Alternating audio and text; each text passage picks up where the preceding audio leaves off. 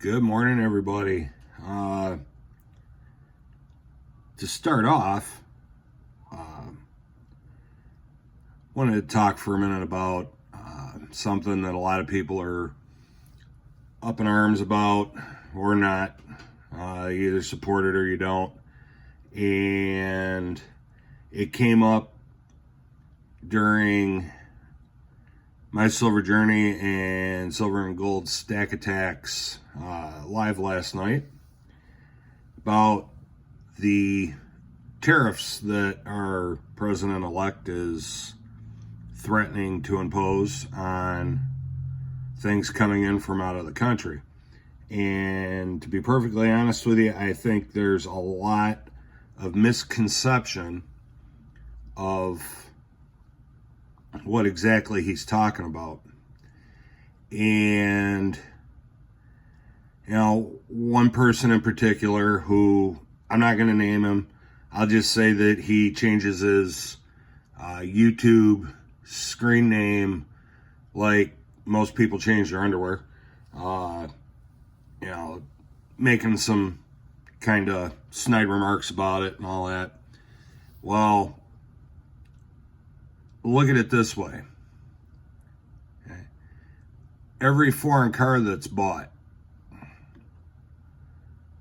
was built by somebody in another country. The money from that sale of that car goes to a company owned by a foreign country or owned by people in a foreign country.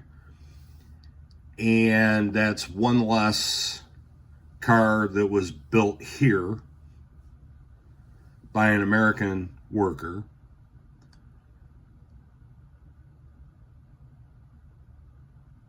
It essentially, what he's talking about is the fact that we need to be buying products and services made and provided by Americans. You've got Ford, GM, and whatever Chrysler's calling themselves this way, where when you buy their products, you're putting money in an American worker's pocket. You're feeding an American family. You're clothing an American family. You're helping provide a roof over the head of an American family. So why wouldn't we want to do that? And it's simply going back to the old days. Buy American. You want that Toyota or Honda or Kia or whatever. Okay, you're going to pay more for it. You want to build your Fords in Mexico? Okay, you're going to pay more for it because it's not being built by American workers. American workers aren't getting paid to put that vehicle together and put it out where you can buy it. We need to start building our appliances here. We need to start making our phones. Some of you are probably watching the video on your phone right now. We need to start making them here.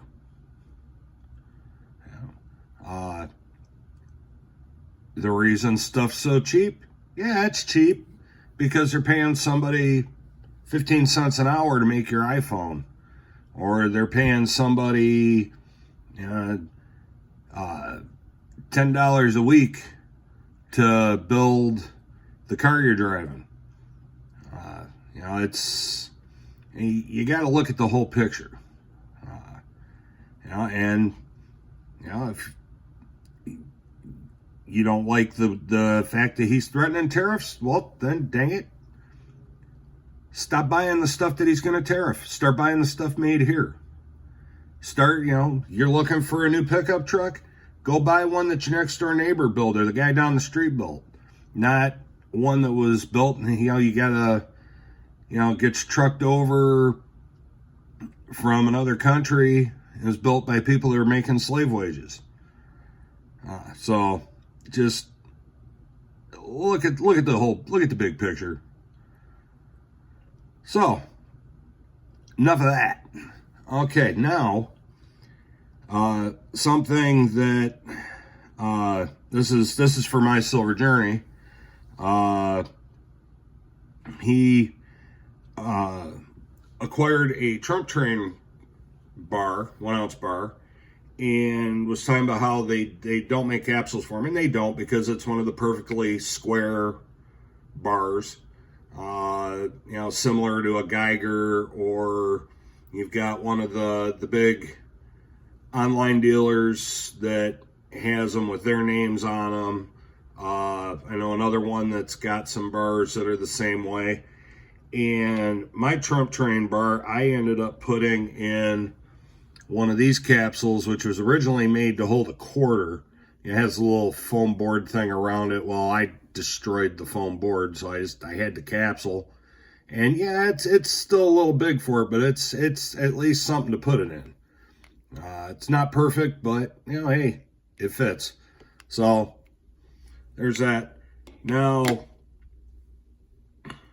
onto this.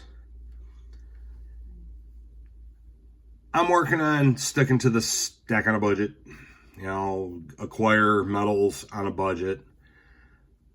But occasionally I do come across things that I like that cost a little bit more, and I will splurge on occasion. And there are some that don't understand why. Okay, well, this is 1 ounce of silver. Why does it cost this versus, say,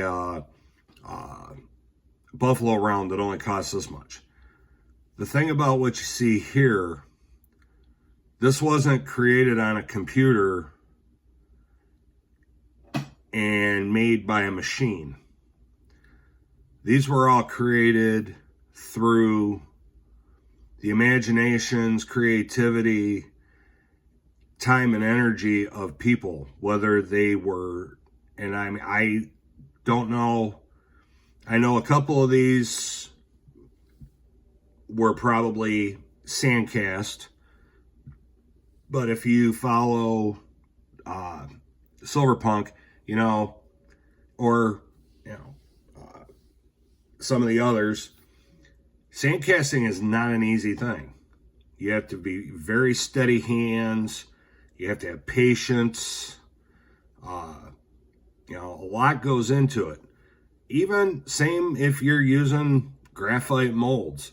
You got to have steady hands. You got to have patience. You got to have the timing just right so everything sets up the way it's supposed to, if I'm using the right terms. My friends that pour can correct me on the terminology. But all of this was created with human hands, not a machine, not mass produced. They're made one at a time, which, in all justification, you should pay more for. I've got, and some of these I paid for, and there's a few that were, gifts from community members. And there's copper. There's a lot of silver. There's aluminum. I thought this was actually one of the coolest ones I've got, because this started its life as pull tabs off your, or can tabs off your pop cans, and your beverage cans, your Monsters, your Red Bulls, your Coke Zeros, you name it. But all this stuff, that's why you pay more for hand poured, because a lot more went into these than went into that, that Geiger bar you bought from enter company name here, or that Buffalo round that you bought from enter name there. So it's something to keep in mind. And yes, I love poured metals. And every once in a while, I will pick one up. They're cool, and that there's actually a person behind those pieces, not just somebody smacking a machine. So there you have it. It's my small but growing poured collection stack. And with that, I'm going to wrap it up for today. Everybody have a great rest of your day. Keep stacking, keep hunting. Have fun with it. We'll see you in the next one. Mishy's out.